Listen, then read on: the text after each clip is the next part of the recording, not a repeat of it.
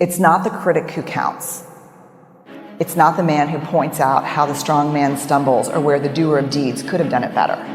The credit belongs to the person who's actually in the arena, whose face is marred with blood and sweat and dust, who, at the best, in the end, knows the triumph of high achievement, and who, at worst, if he fails daring greatly.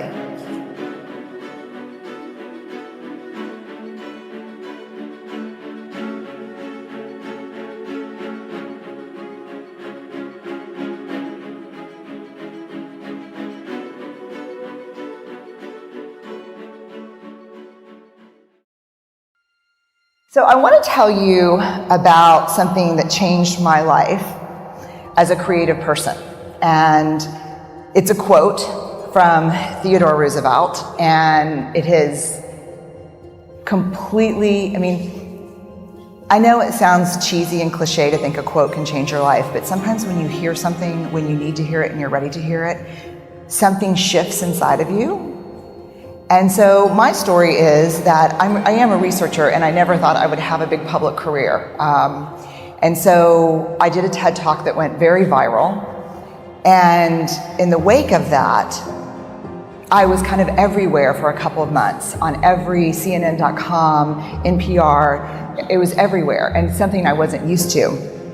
And the marching orders from my therapist and my husband were, do not read the comments online. So I read all the comments online. And so one morning, I woke up and there were 2 or 3 new articles out, and I started reading the comments. And they were devastating. They weren't about my work, they were about me. They were super personal. And they were the things that creative people play in their mind and then give up doing what they really want to do. Like if I asked every single one of you, what would you try if you knew people would never say this about you? What would this be?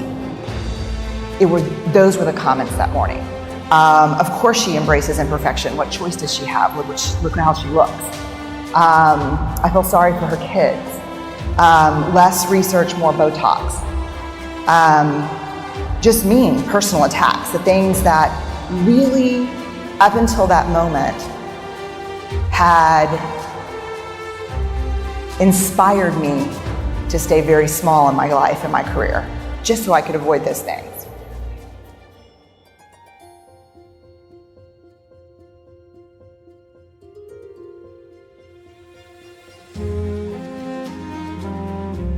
So I put it in, and Theodore Roosevelt comes up, and a quote comes up.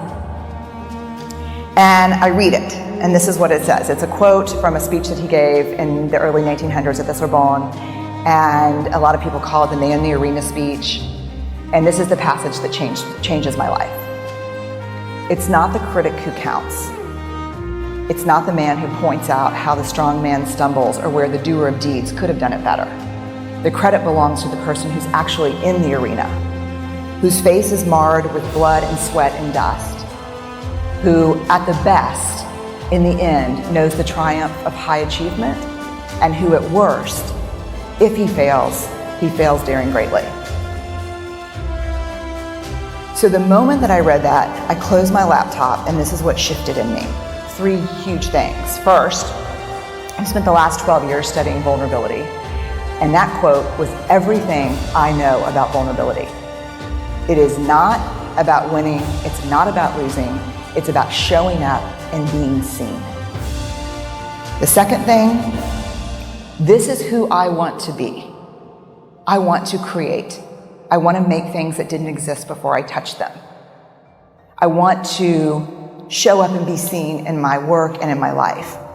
And if you're going to show up and be seen, there is only one guarantee, and that is you will get your ass kicked. That is the guarantee. That's the only certainty you have. If you're going to go in the arena and spend any time in there whatsoever, especially if you've committed to creating in your life, you will get your ass kicked.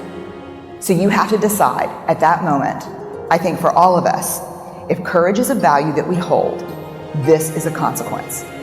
You can't avoid it.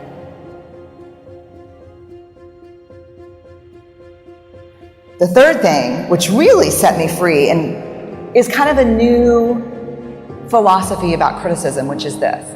If you're not in the arena also getting your ass kicked, I'm not interested in your feedback.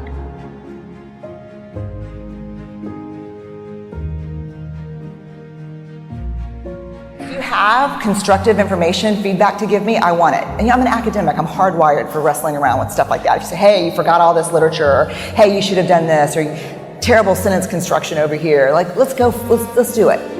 I love that. But if you're in the cheap seats, not putting yourself on the line and just talking about how I could do it better, I'm in no way interested in your feedback. So I know about the sweaty creative. And so what I want to do today is I want to talk very specifically about the arena.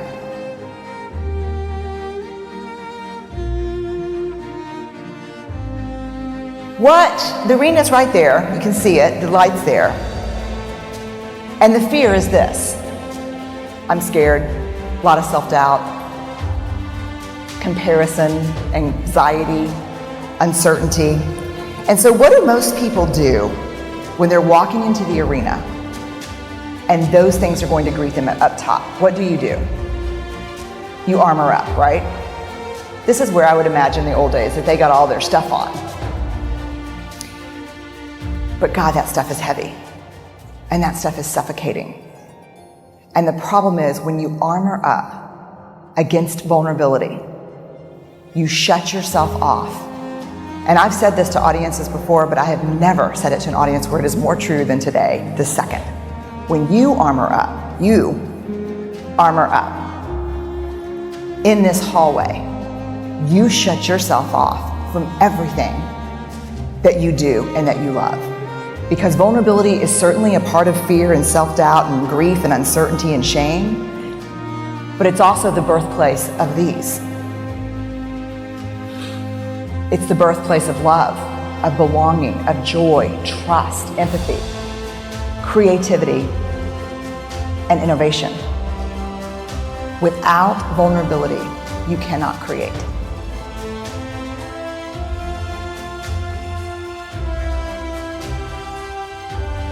I used to think the best way to put your work out into the world is to make sure the critics are not in the arena. But you have no control over who's in the arena. And the best way I have found is to know that they're there and to know exactly what they're going to say to you, because each of you know. The 3 seats that will always be taken when you walk into the arena, when you share your work with someone, the 3 seats that will always be taken are shame, scarcity, and comparison. Shame, completely universal human emotion. We all have it.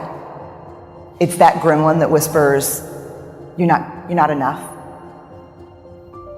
Or if you're feeling pretty confident. So shame always has a seat. The other seat that's always taken is scarcity.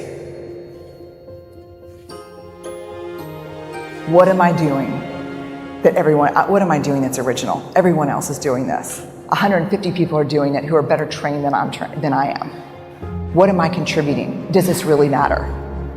The third seat, always comparison. How many of you ever struggle with comparison? Comparison is always there. The 4th seat I left open for you. You gotta know who's in the 4th seat. Is it a teacher? Is it a parent? Is it a shitty ex-coworker?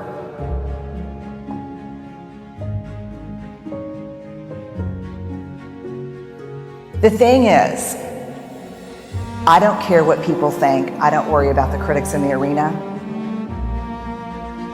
Sends a huge red flag up for me. We're hardwired for connection. When we stop caring what people think, we lose our capacity for connection.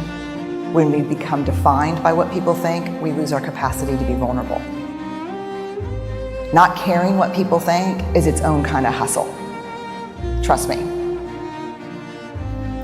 So rather than locking these folks out from the arena, what I'm going to invite you to do is reserve seats for them, which doesn't seem like a good thing to do.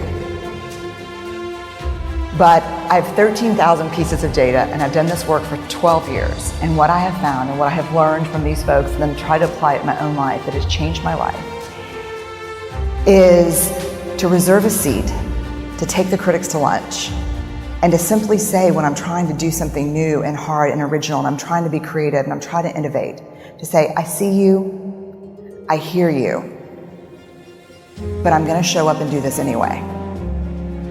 And I've got a seat for you and you're welcome to come, but I'm not interested in your feedback. The other piece that's tough is, to me, if you're gonna spend your life in the arena, if you're gonna spend your life showing up, really showing up, there's a couple things that you need. The first is a clarity of values. You have to, I know, when I came out here, I knew I could screw this completely up. I could get booed off stage, bad things could happen, but I don't have a choice because if courage is my value, I have to do this. Whether it's successful or not, it's irrelevant. So a real clarity of values is important. The other thing is you gotta have at least one person in your life who's willing to pick you up and dust you off and look at you when you fail, which hopefully you will, because if you're not failing, you're really not showing up. But who is willing to look at you when you fail and say, man, that sucked. Yeah, it was totally as bad as you thought, but you were brave. And let's get you cleaned up, and because you're gonna go back in. And this is someone who loves you not despite your imperfections and vulnerabilities, but because of them. And they should have great seats in the arena. I forgot for 5, 10, for a decade, I forgot to invite these people into my arena.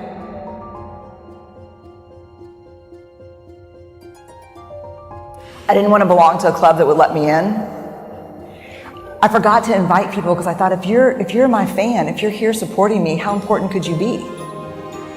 I'm trying to win over the people who hate me.